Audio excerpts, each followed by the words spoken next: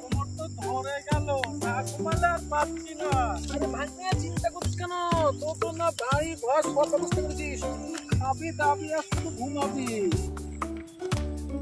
আরে ভাইপো খুব তাড়াহুড়ো হচ্ছে। আজ আসলে একটা ইন্টারভিউ আছে। হ্যাঁ, কি আছে? ইন্টারভিউ আছে তো কোথায়? Tata company. ভাগ্নে টাটা কোম্পানি। ইংরেজিতে 100-তে 100, ইতিহাসে 95, বলে 99, বাংলাতে 98। এ তো সাংঘাতিক নাম্বার। আরে এর থেকে তো বেশি নাম্বার পেতো। পরীক্ষার দিন তো আমার ব্যাংকের শরীর খারাপ ছিল, নাহলে এর থেকে বেশি নাম্বার পেয়ে যেত।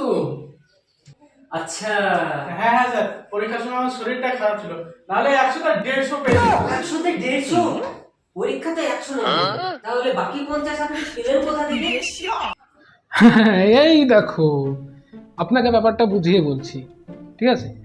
যে সব খারাপ ছেলেরা পরীক্ষা দেয়, ধরুন তাদের 100-র মধ্যে 60 পেল, বাকি থাকে 40। সেই 40 তো আর পরীক্ষা পকেটে ভরে নিয়ে বাড়ি যাবে না, তাই ভালো ছেলেদের মধ্যে বিতরণ করে দেয়। নিজের ভাগ্নে বলে বলছি না, 24 ঘন্টা না, টানা 48 ঘন্টা পড়াশোনা করেছি, খাওয়া নেই দাওয়া নেই, কিচ্ছু নেই। মামা একটু বেশি হয়ে গেল। ভাগ্নে চুপ কর। অপূর্ব। ও স্যার স্যার, মুখটা বন্ধ করুন। অসাধারণ, ব্রিলিয়েন্ট ব্রিলিয়েন্ট। আপনার তো দেশের প্রধানমন্ত্রী হওয়ার কথা ছিল। আরে অফার তো ছিল, কিন্তু ভাগ্নে রিফিউজ করে দিল। যে বললো যে না, মামা পলিটিক্সের মধ্যে নেই।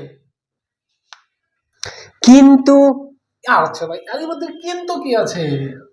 তার মানে ওনার মতো এত ব্রিলিয়েন্ট স্টুডেন্ট আমার অফিসে যোগ্য না।